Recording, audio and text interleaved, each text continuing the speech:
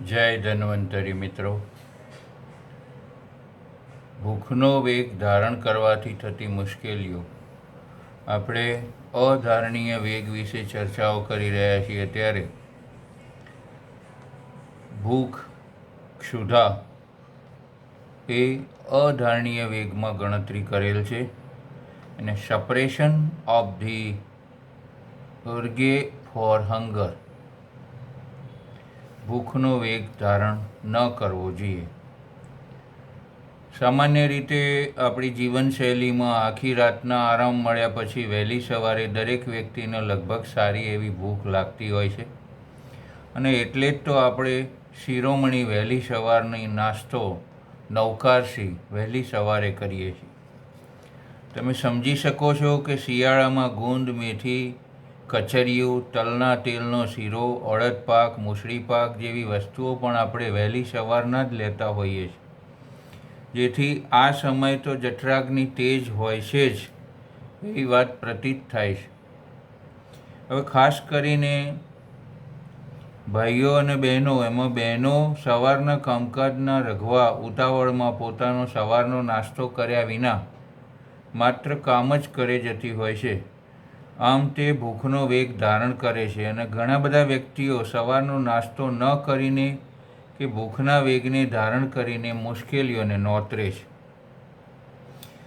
તો આવો આજે આપણે ચર્ચા કરીએ, આમ કરવાથી શું શું થઈ શકે છે. મિત્રો, આયુર્વેદથી ઔષધ સિવાય સ્વાસ્થ્યનું કેમ રક્ષણ કરવું એ વિશેની માહિતી આપતી મારી આ ચેનલને આપ સબસ્ક્રાઈબ કરશો. આજના આ વિડીયોને આપ લાઈક કરશો અને જરૂરિયાતવાળા મિત્રોને શેર કરશો. તો ભૂખનો વેગ ધારણ કરવાથી કૃશતા એટલે પાતળાપણું, ઇમિશિએશન થાય છે, દૌર્બલ્ય, દુર્બળતા થાય છે, વીકનેસ આવે છે, શરીરના રંગમાં પણ કેટલેક અંશે પરિવર્તન આવે છે એવું નોંધવામાં આવ્યું છે. જમવાની અનિયમિતતાના કારણે અરુચિ થાય છે, શર્કરાનું પ્રમાણ ઘટી જતાં હાથ પગ પાણી થવા, થાક લાગવો, કોઈ કામ કરવાની ઈચ્છા ન થવી, અંગમર્દ એટલે પેઇન ઇન બોડી, અંધારા આવવા, ચક્કર આવવા, આ બધા લક્ષણોની અનુભૂતિ થાય છે. આ ચક્કરને આપણે એવું કહીશું કે ગિડીનેસ, એવી અનુભૂતિ થાય છે.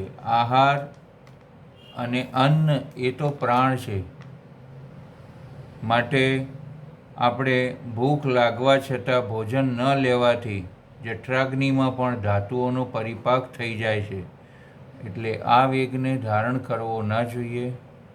સમયાંતરે લઘુ સુપાચ્ય અથવા અલ્પાહાર લેવો જોઈએ, જેથી કરીને આપણે આપણા કામ માટે સ્ટ્રેન્થ, સ્ટેમિના અને મૂડ મોરલ રાખી શકીએ.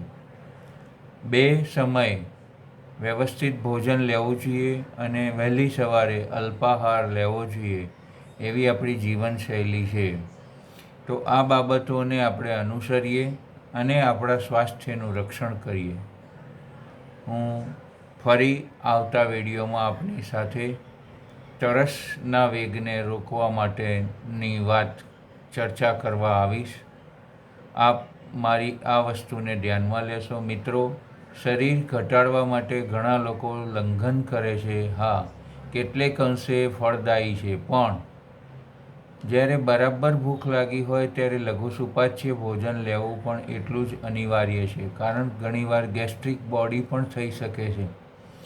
તો આપ ઉપવાસ, લંઘન અને શરીરની ક્ષમતાઓ બધી વાતનું સમજપૂર્વક આયોજન કરી આપની શક્તિઓ અને આપની લક્ષ્ય ત્યાં સુધી પહોંચવા પ્રયાસ કરશો. જરૂર લાગે તો કોઈ નિષ્ણાત વૈદ્યના માર્ગદર્શન નીચે આપ આ બધું કરી શકો છો. જય ધન્વંતરી.